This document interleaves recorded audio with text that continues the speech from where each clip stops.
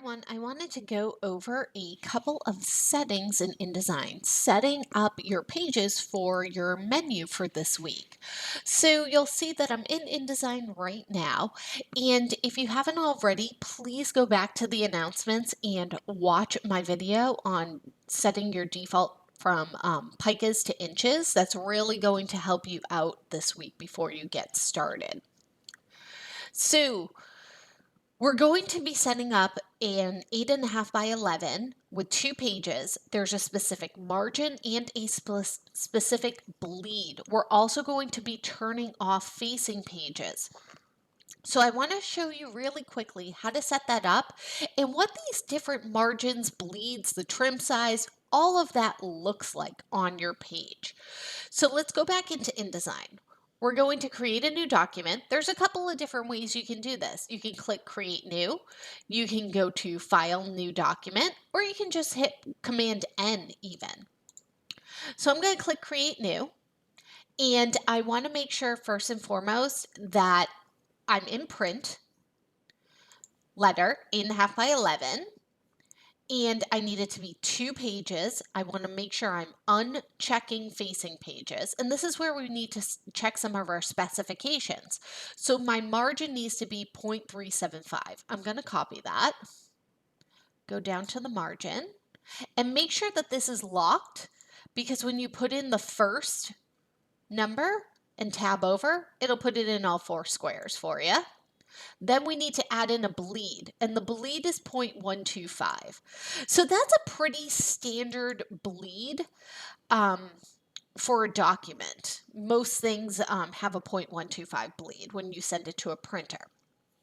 And what that means, that's the part that gives people the most trouble, is that bleed.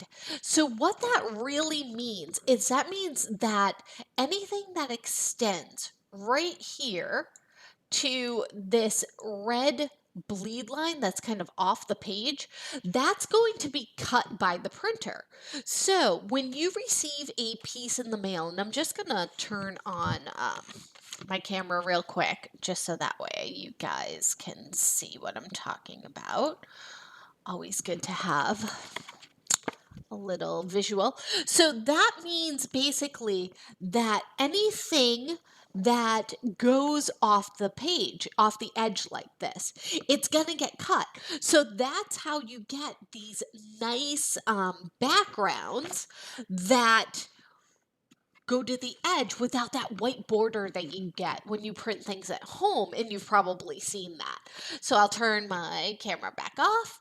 So that's what the bleed is. So for something like this, let's just do gray because we were just showing that. My swatches.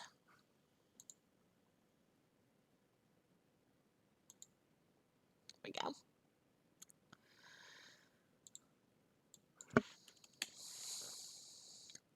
So I am going to put anything that's gray. The gray is going to extend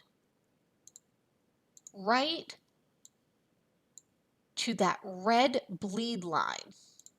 So that means that when it gets to the cutting machine, the gray will extend right to the edge of the page.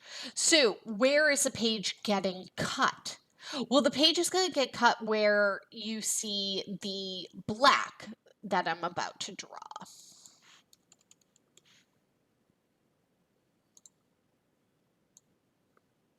So those black lines right there, that's where the page gets cut. But this is where our margin comes in, this hot pink right here, that hot pink border. And anything that's within that hot pink border, so we might as well just make it hot pink, right? That is deemed safe by the printer.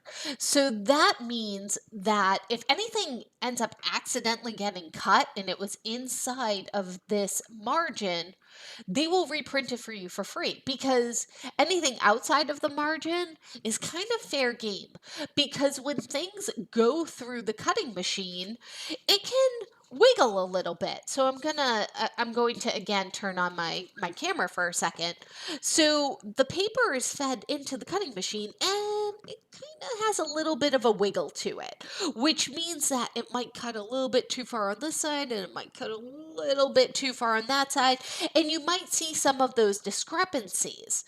But if it comes back and it was within your safe zone or within your margin, they will reprint it for you for free. So, one of the biggest things that I see that ends up going wrong is that people forget to extend either their background color or their background image to all four edges of the bleed. So, let's say this week you are working on Maxwell's. You chose Maxwell's. And you chose a really great photo for Maxwell's. So let me just, again, going to my rectangle frame tool, I'm going to draw from edge to edge. So my rectangle should be 8.75 by 11.25 because my document is 8.5 by 11. So that is 1.125 on all four sides. I'm going to go to File, Place. I'm going to place in that image from Maxwell's.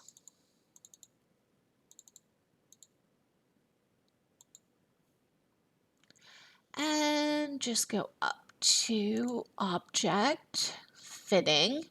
And I want to fill the frame proportionally. And nice stake photo for Maxwell's. So I want this to bleed off the sides. So when it's cut, it has this nice image that goes from edge to edge without that white border if I just placed it here. There's a chance it's going to shift and I'm going to get that weird white border. So that's why we're placing it from edge to edge. Now, if I am placing my Maxwell's logo, where do I want that? Inside of my safe zone. So let's go back in and we'll just download really quickly the Maxwell's border or Maxwell's logo.